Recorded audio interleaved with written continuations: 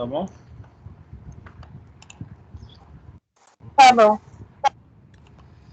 Aparece para Professor, você. Oi, pode falar. no caso, essa vai ser a última aula, é? Porque, veja, vamos ver a semana aqui. Ó. No caso, hoje é 26.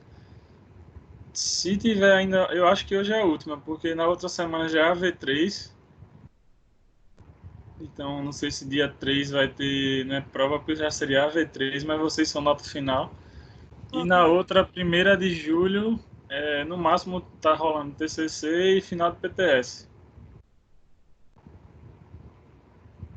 Entendeu? É. E deve estar acabando o semestre na 1ª de julho. Aí, por isso eu acredito que seja a última. No máximo a penúltima. Talvez só deva ter até dia 3. Certo? Mas eu acredito que hoje é a última mesmo. Se Certo. mudar alguma coisa, eu aviso a vocês, mas eu acho que não. Entender. E foi uma disciplina mais curtinha mesmo. Aparece para você aqui. Tá aparecendo. Pronto. Eu trouxe esse material para a gente conversar.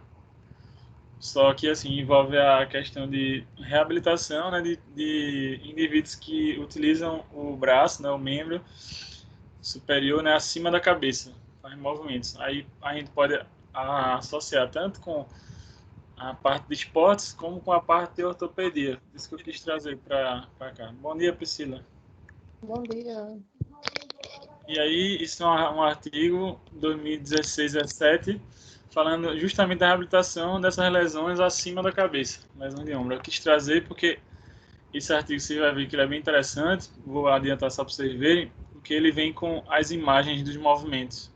Eu queria mostrar isso para vocês. Certo? Aí vamos lá.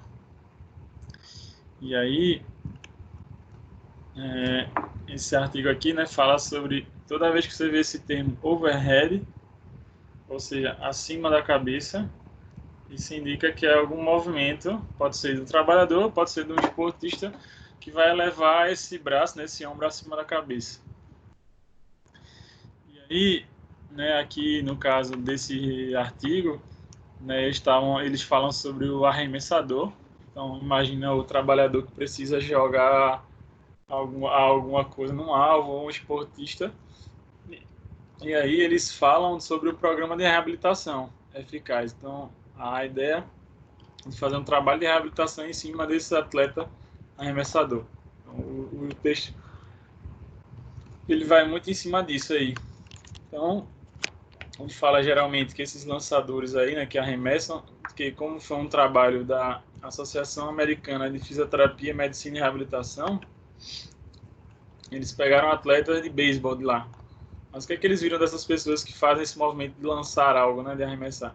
Eles tinham uma tendência de ter esse ombro mais anterior, né, a cabeça do ombro, e tinha uma predominância maior de lesão no membro superior, principalmente no ombro. Relacionado ali, ó. Então, por exemplo, ó, lançadores de beisebol lá, ó, tinha uma taxa de lesão no membro superior 34%. E lesões no ombro lá, ó, de todas, né, todos os 27,8%. Então tem uma população que apresenta, né, dor no ombro. E esse atleta também é importante comentar isso, mas que vai servir paciente de traumado também. Durante o movimento do arremesso, ele utiliza não só o membro superior para poder arremessar, e também tem a articulação do quadril participando e do membro inferior, né, das pernas participando do momento. O que quer dizer que isso é legal, por isso que eu quis trazer para vocês, para a gente pensar naquela questão de globalidade do corpo e tudo. Porque quando um paciente vocês traumato ortopedia, né, que não for pós-operatório, for mais dores gerais, pós-operatório também, ele tiver queixa de membro superior, né, no caso do ombro, você também deve avaliar o tronco, quadril e membro inferior, porque existe uma cadeia cinética, uma inter-relação entre esses segmentos, certo? E existem diversas adaptações musculoesqueléticas. Adaptações musculoesqueléticas ocorrem nesse complexo e se correlacionam. podem gerar alteração de estrutura óssea, essa cabeça do número tenta ser mais anterior, alteração dos tecidos moles, musculatura, cápsula articular e as adaptações da posição da escápula também, né? E aí, por isso que correlaciona-se com o tronco, ou quando a musculatura, né, ali das costas, tem relação com a escápula e chega até quadril. Então, o trabalho de quadril também é importante nesses indivíduos. Então, para reabilitar esse indivíduo com a lesão na overhead, é importante uma mobilidade adequada dos ombros, uma boa base escapular e uma dinâmica, né, de estabilidade e controle neuromuscular do quadril, do core, né, do centro, abdômen e das pernas. Então, essa interconexão dessas estruturas é interessante. E aí, você vai ver que nos testes lá que vai aparecer nas fotos, eles fazem uma avaliação e um tratamento de rotação interna e externa do membro superior, né, desse indivíduo, que é essencial nessa reabilitação. Como ele arremessa, ele vai fazer os movimentos de rotação interna e externa. E tem que ter uma base escapular funcional. Existe aquela patologia, né, escapular chamada discinese ou discinesia escapular, que aí eu vou ter uma desarmonia desse movimento escapular. Aqui ele fala, né, para ter um bom movimento de ombro, é importante ter um bom movimento escapular também. Então, trabalhar as musculaturas que têm relação e a própria escápula nas mobilizações passivas, né, com o terapeuta fazendo, e ativa, né, do próprio paciente. Então, esse controle neuromuscular, estabilidade dinâmica é fundamental, né, para esse movimento. Se trabalhar exercício ativo, não só a parte passiva dos pacientes. E também trabalhar a musculatura de manguito rotador, que vai ser extremamente importante, né, para adaptar melhor aí a posição da cabeça do húmero sobre a glenoide. Muitos exercícios hoje em dia, né, se concentram em vincular o ombro à extremidade inferior, para facilitar essa transferência de energia que a gente estava falando no início, da extremidade inferior para o braço. Existe, né, comprovadamente científico, essa transmissão de energia. Ou seja, também é importante, num paciente que tem dor no ombro, membro superior, trabalhar musculatura glútea, isquiotibiais, eretor da coluna, que podem estar relacionados com esse problema do membro superior. Certo? E aí surgem estudos científicos fazendo, né, trabalho de agachamento lipodal, movimentos no membro inferior, para melhorar também questões mais superiores. E aí eles falam, né, nesse artigo aqui, que eu quis trazer para vocês, em um programa de reabilitação. Funcionando esse programa de reabilitação em 4 fases. E aí, numa primeira fase, aquela fase comum, vocês se acostumam nos atendimentos, de diminuir dor e inflamação no primeiro momento, normalizar esse movimento, ganhar amplitude de movimento, melhorar o atraso na atrofia muscular, hipertrofismo muscular, na verdade, restabelecer a estabilidade dinâmica, melhorar o equilíbrio, controlar o estresse, se ele está passando por algum estresse, tensão, exercícios de mobilidade, de maneira geral. Como esse paciente está numa fase inicial que tem dor, inflamação, pode ser utilizado os recursos da eletrotermifoto, então cinesioterapia, ionoforese, tração, eletroestimulação. Os trabalhos de flexibilidade geral, alongamento, né, dessa musculatura posterior do ombro, para poder fixar melhor o húmero, rotação interna de ombro, adução horizontal. Vão aparecer exatamente nessas fotos aqui, ó, de rotação interna, adução horizontal. Vamos comentar já já. Fortalecimento da musculatura do manguito, né, manguito rotador, principalmente os rotadores externos. Fortalecimento de músculos da escápula, exercício de estabilização dinâmica, sustentação de peso. Isso seria uma sequência para você eleger com o paciente que está nessa primeira fase mais agudizada do problema. E uma coisa importante, ó, tirar ele um pouquinho da função do dia a dia, né? Tirar ele do jogo.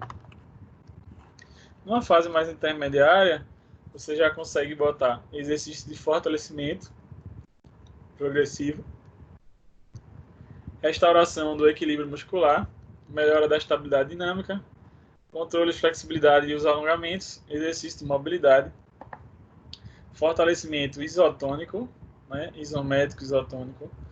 Você já começa a fazer já alguns exercícios que eles chamam, né, lá no inglês Torstein. Aí vou mostrar o que seria esse programa. Exercício de estabilidade rítmica. Também trabalhar fortalecimento da região lombopélvica e dos membros inferiores. Até chegar numa fase mais avançada, né, terceira e quarta fases mais avançadas, em que vão ser exercícios de força e controle muscular, só que mais intenso, melhora de força,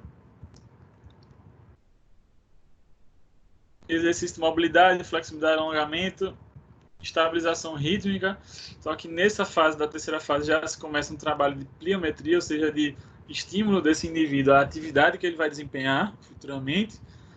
Trabalho de resistência, já começa a fazer alguns lançamentos do objeto em curta distância, até ele chegar na fase de retorno às atividades, em que você vai fazer um progressivo, né, um programa de lançamento, vai voltar a fazer os lançamentos ou o movimento acima da cabeça como fazia antes, trabalhar, né, fortalecimento, flexibilidade, trabalho pliométrico e até ele voltar às atividades normais. Essas fases que eu coloquei aqui para vocês estão justamente no artigo que eles descrevem fase 1, tá? Só que está em inglês, obviamente, né? Fase 2, fase 3, e aí eu coloquei aqui já em português antes, que é esses que estão em inglês aqui. Que algumas coisas até dá para entender, ó.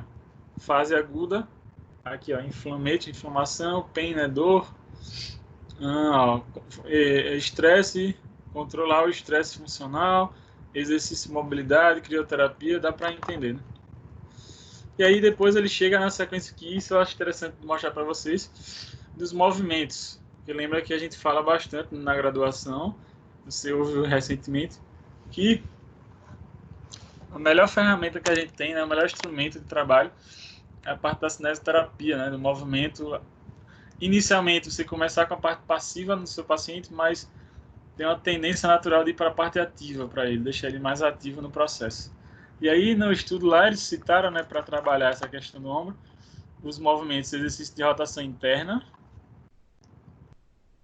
adução horizontal, com auxílio do terapeuta. Aqui também trabalhando nessa adução horizontal de forma passiva, não, de forma ativa, né, o paciente realizando isso. E aí, de certa forma, nesse padrão de movimento, você vai ter estabilização das escápulas ou um trabalho escapular para manter isso. A própria terapia manual com os movimentos passivos para correção de mobilidade da glenomeral. No exemplo desses caras que arremessam, o húmero está mais anterior, então por isso que ele está trabalhando nesse sentido de levar o húmero para posterior. Mas eu poderia liberar o húmero como um todo. Lembrando que quando a gente fala de cintura escapular, eu tenho que levar em consideração que eu tenho a glenomeral, escápula torácica, externo e acromioclavicular para trabalhar pelo menos 4 regiões. Lembrando dessa inter-relação que a gente falou aí do tronco, do membro inferior. E associar também com movimentos de membro inferior. No exemplo, tanto para avaliar quanto para tratar. Esse movimento aqui é chamado de agachamento unipodal, no step, ou do inglês eles chamam, né, de single leg squat, o nome do movimento, para avaliar os desníveis, né, se tem instabilidade de pé, de joelho, de quadril, de tronco, que pode culminar em problemas para, né, trabalhar o membro superior. Aqui ele fala qual é o programa, né, Torsten 10, né, movimentos, e aí é trabalhar com esse paciente utilizando, né, extensão de padrão diagonal, flexão na diagonal, rotação externa, interna, abdução do ombro, movimentos seguindo nesse sentido aqui, adução horizontal, press-ups ou push-up, que é esse movimento aqui de marinheiro, né, só que com esse apoio dessa tábua, a trabalhar o ritmo escapular, né, de estabilização. Veja que o terapeuta está aqui atrás, ó, com a mão, dando estímulo. Então, ó, flexão de cotovelo, extensão de punho, supinação, pronação. Trabalho de exercício de estabilização, mantendo essa bola na posição e o braço aberto em abdução a 90 graus. Vou trabalhar isometria. Existem estudos mostrando que O trabalho de isometria ele serve não só para os ganhos de força, mas também para analgesia inicial. Então, foi mais interessante, inclusive, do que o exercício isotônico. Então, manter, né, a isometria. Aqui a prancha lateral, né, da coluna, associado com a manutenção do peso aqui do braço. Então, está trabalhando fortalecimento dessa musculatura. Lembra que nas fases lá tinha isso, né, mostrando de fortalecimento. Aqui mostrando os exercícios mais avançados de rotação. Rotação interna e externa, de adução horizontal, flexão do cotovelo, extensão. Então aqui, ó, movimentos de rotação externa nesse momento, vão trabalhando tanto o trapézio, quanto a parte de musculatura posterior do tronco e do membro superior. Aqui um movimento de padrão cruzado, né, para trabalhar toda a cadeia muscular que vem desde o tronco até o ombro. Então pensa num cruzamento aqui, a pelve direita com o ombro esquerdo, pelve esquerda com o ombro direito, então toda essa cadeia muscular aqui. Um trabalho, né, de manutenção desse peso, ou você pode fazer alternando também. E aqui, pessoal, só são algumas sugestões, tá? Não quer dizer que você é obrigado a fazer isso com qualquer paciente, só ideias aqui do movimento.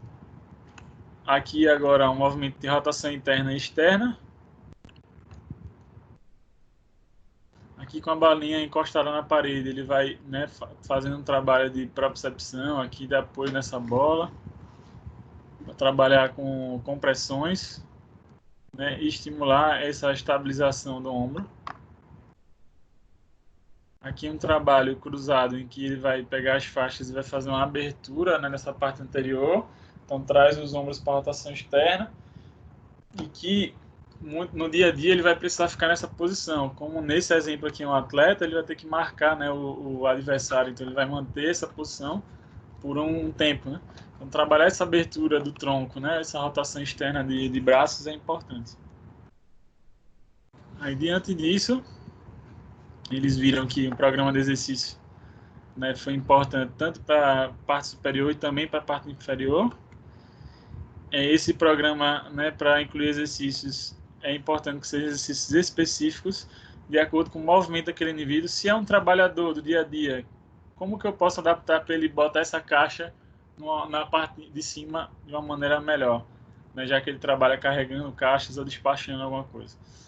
E aí quem vai responder isso bem para nós, né, quem vai dizer assim, o que eu preciso fazer que deve nortear a nossa conduta, sempre é a nossa avaliação, né? E essa avaliação seria ideal que ela fosse o mais funcional possível. Por quê? Porque aí a gente vai estar trabalhando dentro das facilidades e dificuldades do paciente, do que ele consegue realizar mesmo quanto tarefa. E aí existe alguns softwares também, né, parte tecnológica que nos ajuda e que você consegue usar no próprio celular mesmo, dá um resultado bem legal, assim, né, feedback para o paciente e para você. Aí um que eu utilizo bastante no meu dia a dia é o FAST, é um aplicativo de fisioterapia. Você coloca os dados, esse aqui é o símbolo, né, do aplicativo, que você coloca os dados do paciente, né, e depois o próprio aplicativo já sugere alguns testes científicos validados pela literatura científica que você pode estar usando com o seu paciente. E aí ele pode gerar valores que vão estar no verdinho, esse laranja, o amarelo aqui, ou vermelho. O vermelho quer dizer que ele está muito ruim, o laranjinha está no meio termo, moderado, e o verdinho está legal, tá bom. E aí tem, ó, desde função dos extensores de quadril, para fazer o paciente fazer uma ponte, até amplitude de movimento do tornozelo, flexibilidade dos isquiotibiais, força, né, desses músculos, teste de estabilidade, né, e força do membro superior, que é chamado Seca Quest, diversos outros, a rigidez de quadril, a própria corrida para ver o padrão, né, de biomecânica da marcha, amplitude de movimento de rotação interna e externa de ombro, prancha lateral, força dos rotadores, né, internos e externos, agachamento, né, salto unipodal. E aí ao final de tudo, né, fez os testes por mais que isso seja usado muito no público atleta, mas no público, né, trauma também, isso no geral vai dar um fator de risco para esse indivíduo. Se esse indivíduo está mais propenso a lesionar, se ele está mais no meio ou se ele está mais tranquilo aqui nesse verde, que quer dizer que ele pode fazer a musculação dele, fazer a caminhada, o treino, que não vai ter grande problema. Isso te dá um feedback que você pode mostrar para o paciente ao vivo, na hora, no próprio celular, já gera esse gráfico para você, nesse programa, e ao final já mostra a situação do indivíduo. E aí é legal porque agiliza a sua avaliação, foca no que você de fato precisa tratar, que é a questão de funcionalidade, e dá um feedback positivo para o paciente, né, assim, de saber como que ele está, mesmo que esteja ruim a situação. E aí depois que eu tenho todas essas informações, né, para a gente fechar bem a disciplina, eu preciso entender como que eu posso usar também os melhores recursos científicos para poder atender esse meu paciente. E aí entra essa questão, vocês devem ver bem, né, na parte de atenção de saúde baseada em evidência, uma disciplina que vocês ou pagaram ou, deve ter, ou vai pagar ainda,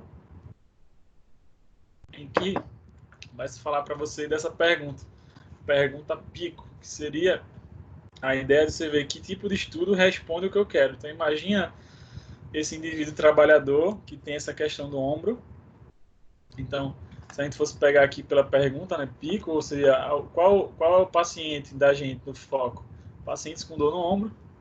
Qual a intervenção que eu quero ver? Eu quero ver se a terapia manual é boa para essa região do ombro. Então, eu vou comparar a terapia manual, que é a intervenção principal, com outro tipo de terapia. Por exemplo, exercício, cartilha, algo do tipo. Ou poder comparar o exercício específico com exercício geral, é uma possibilidade. E tem que ter um desfecho, ou seja, tem que ter um objetivo. A gente não pode dizer que algo presta ou não presta se eu não foco nisso. Tipo assim, a presta ou não presta para quê? No caso, desfecho para dor, no caso, pacientes com dor no ombro, né? Seria para dor no ombro, seria para mobilidade, seria para força. E aí você definindo bem isso. E quando a gente fala de espaço no tempo, está ligado a essa questão. Isso é uma resposta a curto prazo, médio ou longo prazo. Tudo bem até agora, pessoal? Tá dando para me ouvir? Tá sim. Ou seja, isso já meio que está batido e ao mesmo tempo não, né? Porque é importante a gente pensar assim. Eu preciso avaliar bem, e se eu avalio bem e a gente precisa resgatar, quantificar o tratamento, quanto que esse paciente melhorou de dor de fato, quanto que esse paciente chegou de força muscular e agora quanto que ele tem de força muscular, quanto que ele tem de amplitude e movimento daquele segmento, tem alteração, sim ou não? E aí, ou seja, utilizar instrumentos para me informar isso, em termos de valor, seja instrumentos tecnológicos ou não, de fácil acesso ou não. Então, usar agoniômetro, fita métrica, usar algum equipamento mais caro se eu tiver condição, os próprios questionários de incapacidade e, após tudo isso, realizar os testes de movimento. Pedir para o paciente sentar, levantar, rolar, pedir para ele fazer um salto, se agachar. E aí, a partir disso, juntamente também com os testes ortopédicos, né, que vocês aprenderam, né, na Traumato, então, NIA, Job, Speed, etc., você poder tomar a melhor decisão do que você vai fazer com esse paciente. Depois de toda uma bateria de avaliação, agora eu sei o que é que eu preciso fazer quanto intervenção. Agora, quando a gente pensa em intervenção, é importante a gente ofertar para o paciente coisas que realmente vão ter um resultado a longo, não só a curto prazo, mas a longo prazo também. Que é aquela velha pergunta que a gente faz, né, que eu já fiz em outros momentos. Você recebe a oportunidade da viagem dos sonhos, aí você vai pegar um avião, só que esse avião, você não tem a menor certeza se ele chega lá, se ele vai pousar mesmo direitinho. Que é um avião que nunca foi testado e existe uma grande incerteza em relação ao funcionamento desse avião. Você entraria nele para fazer a viagem dos seus sonhos lá que você queria? Sim ou não?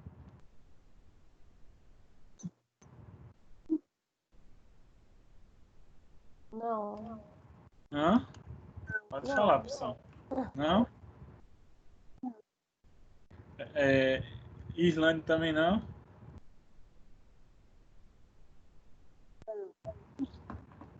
Não, né? Mas, até dei um exemplo desse em outra aula, a colega disse assim, eu até iria, mas iria com paraquedas nas costas, que qualquer coisa eu pulo. Eu ri muito com esse exemplo do cara. Ele disse, eu vou de paraquedas. Eu entro com paraquedas e aí qualquer coisa eu pulo. Mas no geral você não vai, né? Ou seja, o que quer dizer com isso? Que a gente quer ter esse cuidado, ou toma assim, de não arriscar a nossa vida, só que se a gente faz alguma intervenção com o paciente que não foi testado e você não tem certeza daquilo se funciona ou não, a gente pode talvez não matar o paciente, mas pode fazer algum tipo de mal a ele, porque toda intervenção, qualquer uma de fisioterapia, ela tem efeito benéfico, mas ela também tem efeito adverso. Se eu não sei nem qual é o efeito benéfico que aquela conduta faz, que dirá o efeito maléfico. A gente tem que pensar sobre isso nas intervenções. E aí, quem vai me dar essa certeza? É a gente aprofundar mais o conhecimento a partir dos estudos, por exemplo. Então, eu botei aqui só para você ver. E aí eu vou orientar vocês, né, dar uma dica de você pesquisar pela PubMed, não sei se você já tem esse costume, ou pela Pedro. E aí, como seria isso, né? Na PubMed eu simplesmente botei, ó, ombro, shoulder. Se eu botar o nome ombro, vem, ó, de definição do que é ombro, shoulder, dor no ombro, outra definição, e a síndrome, né, ó, síndrome do impacto, ou síndrome do ombro. Eu marquei essas coisas. Quando a gente bota para pesquisar na PubMed, já vem alguns trabalhos, ó, voltados para isso. 42 trabalhos. Isso sem colocar nenhum filtro de nada. Mas já vem. Será que... Ah, eu quero ver tudo de novo que tem do ombro. Ó. Trabalho dele aqui, ó, 2017. Se você bota no último ano, pode ser que tenha algum trabalho 2020, 19. Será que você ler 42 trabalhos não é trabalho suficiente para você ler voltado para esse assunto de ombro? Tem bastante, né? Eu posso aprofundar mais no que a galera está fazendo hoje em dia, na trauma, no traumato, nos tratamentos com os pacientes de dor nessa região e como eu posso melhorar isso aí. Eu posso pesquisar na PubMed. A Pedro é legal, porque é uma base de fisioterapia para você estar pesquisando. E aí você pode clicar aqui nessa pesquisa avançada e ele te joga para uma página. Você vai colocar os filtros, então você poderia botar ombro aqui na shoulder, escolher qual terapia você quer, se quer avaliar acupuntura, força, terapia manual, que seja, qual o problema, né? Se é dor, o que é, qual parte do corpo, qual subdisciplina, ou seja, você quer trabalhos na cardio, na neuro, na ortopedia, na pediatria, na esportiva, só botar o tópico. Se você quer, né, aqui, ó, topic, qual, né, questão, métodos, se você quer um guideline, revisão sistemática ou ensaio clínico, e você vai preenchendo tudo, ano de publicação, tem como botar várias coisas. Aí ao final você botou os filtros, ele vai te dar uma lista de trabalhos, e o que é legal na Pedro, por isso que eu estou tocando nesse assunto dessas bases, é que a Pedro ela começa dos melhores trabalhos para os piores. Então ela te apresenta primeiro, se existir guideline, ela te mostra o guideline primeiro.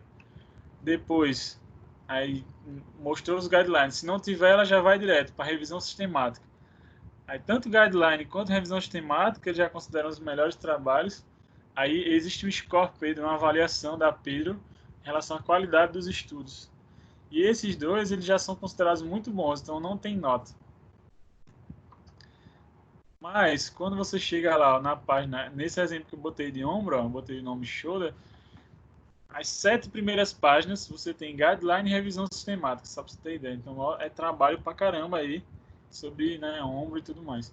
A partir da página 7 é que eles começam a botar o ensaio clínico para frente. E aí eles, mais uma vez, eles botam do melhor para o pior. Então ele começa com ensaio clínico. Aí ensaio clínico tem nota. Que teve nota 10, ó, classificado como muito bom na Pedro, até descendo para os piores, 9, 8, 7. Então, estudos que são na Pedro e que utiliza nota, né, ou que tem nota, até 7, ou no máximo até 6, são estudos que ainda vale a pena ler. Se você pega um trabalho e a nota na Pedro é 5, 3, 4, não vale nem a pena você ler, porque ele é mal avaliado. Outro site, né, para a parte de traumato, que tem coisas interessantes para vocês aprofundarem mais, é o JOSPT, que é um site, né, americano, jornal de ortopedia, né, e fisioterapia. E aí você pode procurar justamente nesses guidelines aqui, ó, o nome, ó, guidelines ou diretrizes, que ele vai te jogar para uma outra página cheio de trabalhos com diretrizes de tratamento, te dizendo o que você talvez seria recomendado fazer ou não com os pacientes. Existem outras revistas também, que diretamente vocês podem pesquisar. Aqui, como a gente falou de atleta arremessador, existe essa outra revista muito boa também, recomendada geralmente, a British Journal of Sports Medicine, que é a revista britânica de jornal Esportes Médicos. E também tem trabalhos interessantes sobre a temática trauma, esportes e traumatologia. Posso procurar nesse site também chamado NICE Guideline, diretamente as diretrizes dos tratamentos ortopédicos. E aí eu consigo já nessas bases, se eu for só para esses daí, então PubMed, Pedro, JOSPT, BMJ e o Guideline NICE, já tenho bastante informação científica aí, eu já consigo fazer. A grande dificuldade de vocês talvez seja em fazer os filtros para poder achar os artigos que vocês querem, né? A questão do inglês, tudo. Alguém tem alguma pergunta aí? Deu para entender ou não deu? Alguma dificuldade? Falem aí para mim.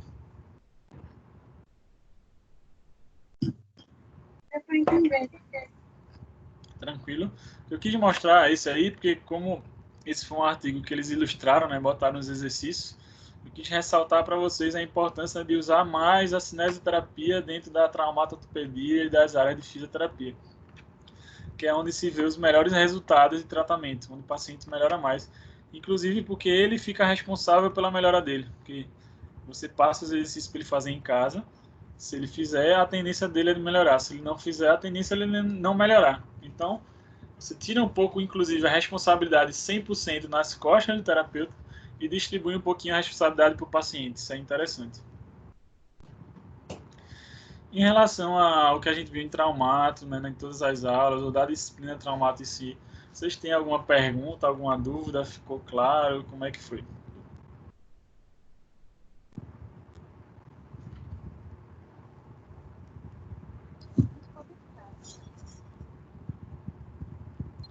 Podem falar, pessoal. Para mim ficou claro. Tranquilo. Tranquilo. E Irlande também?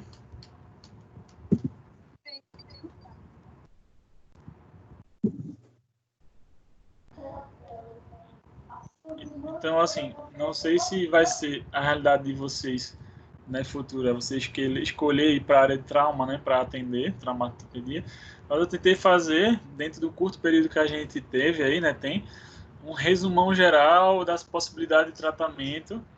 E o que entrou aí? Bom dia. Bom dia.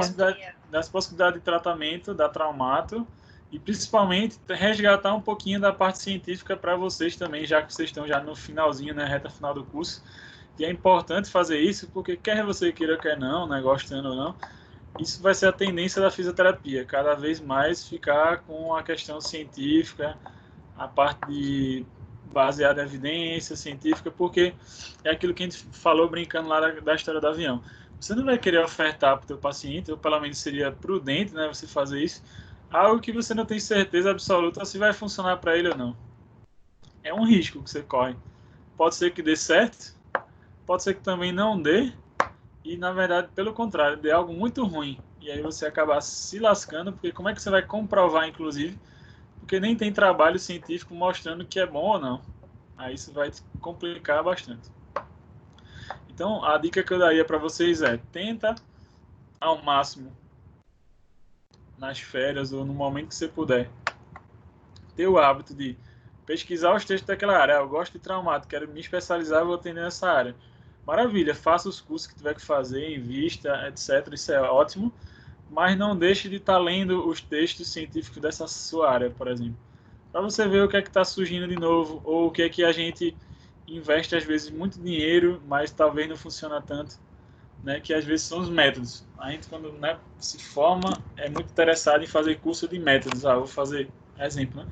O Maitland, Mulligan, osteopatia, RPG, quiropraxia, tudo isso é válido, pessoal, é super válido. Só que qual o adendo aqui, o comentário que eu faço aqui é só ter cuidado, às vezes, para você não investir numa coisa porque todo mundo está fazendo, porque é uma técnica da moda, e aí você vai ver sobre resultados e respostas, trabalho e tudinho. Às vezes o paciente já iria melhorar de todo jeito. Não é que a terapia é melhor do que as outras. Porque lembra que existe uma coisa também chamada história natural da doença. Os pacientes, se eles reduzirem carga, se estressar menos, já tem uma tendência natural de melhorar o sintoma em até 3 meses. Então, se você propõe um método revolucionário e fantástico, que em 3 meses o paciente já vai estar sem dor nenhuma, pode ser que não seja o método revolucionário e fantástico, e sim o paciente já iria melhorar. Vocês conseguem entender? Sim. Então a gente tem que ter muito cuidado com o que a gente lê e com o que é falado para você. Se funciona, se não funciona.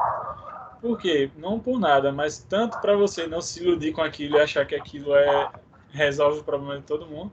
A gente sabe que não tem método perfeito, para cada indivíduo vai ter um tratamento adequado. E você está altamente respaldado, você pode fazer aquilo com segurança. Isso é bom para vocês, alunos, né, e futuros fisioterapeutas. Ter segurança nas condutas que você vai fazer. E o melhor ainda depois, ver resultado, ver as pessoas melhorando. Eu já tinha, né, eu já considerava ter bastante bom resultado em consultório, né, em atendimento. Mas hoje em dia, me vendo assim, quando eu consigo mesclar mais a parte passiva, né, da maca, terapia manual, com os exercícios ativos, eu consigo visualizar hoje muito mais bons resultados, ou resultado, na verdade, não que seja tão bom quanto bom, mas assim, muito mais rápido, na verdade, vamos botar assim, mais curto, e com a segurança de que se o paciente está fazendo esses exercícios no dia a dia dele, ele continua bem, continua ativo. Se você não passa exercício para o paciente, o problema é que você não sabe se ele vai estar cuidando bem do corpo dele no dia a dia lá fora.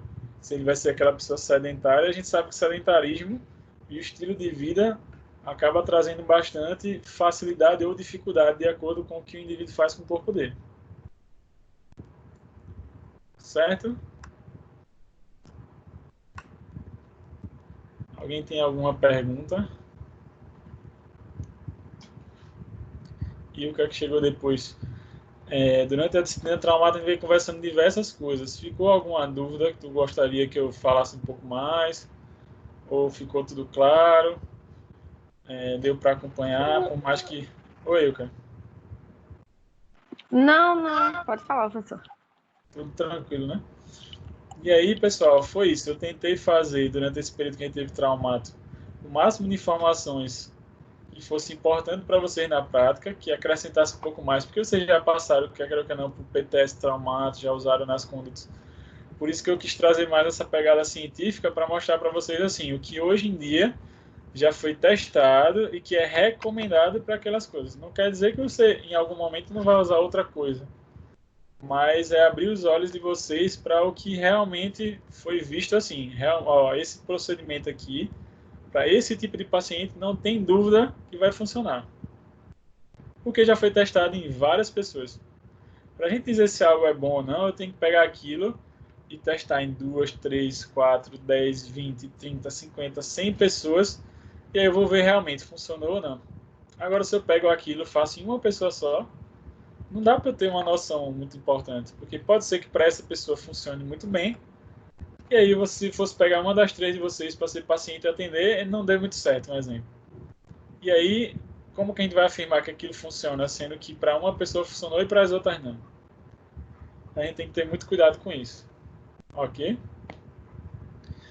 Então, assim, agradeço vocês pela questão de, né, não é fácil lidar com essa novidade da internet e aulas nesse sentido, mas que a gente conseguiu, né, caminhar até aqui, que vocês conseguiram acompanhar na medida do possível, e espero ter contribuído de alguma forma, né, para acrescentar na sua vida profissional aí essas informações, tanto dos exercícios, da terapia manual, da reabilitação em si, da traumatologia, que possa ser a sua realidade futuramente. Não sei, né, se você vai trilhar esse caminho da ortopedia, mas geralmente paciente em domicílio, paciente com dor, vez ou outra aparece para vocês. Alguém quer comentar alguma coisa, dizer alguma coisa aí, fiquem à vontade.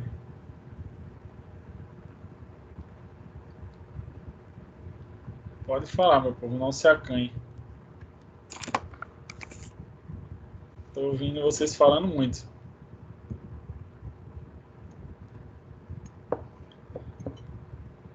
Porque lembra que praticamente hoje é nosso último dia, né? O semestre já está no fim.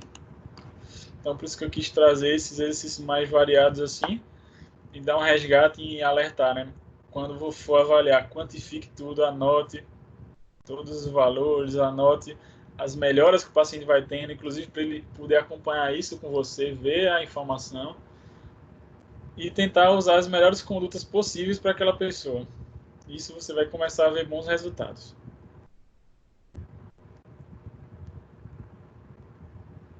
Certo, pessoal? Vocês estão aí ainda? Certo. Priscila, Ilka? Então... Eu estou aqui. Beleza. Então é isso, pessoal. Agradecer a vocês aí por estar na disciplina, ter seguido, né, a disciplina aí. Espero ter contribuído de alguma forma para vocês.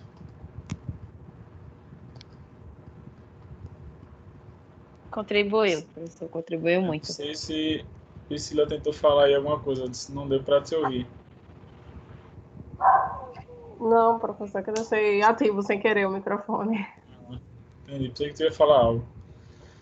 Certo, meu povo. Então acho que a gente aqui finaliza, né, o que eu tinha programado para hoje.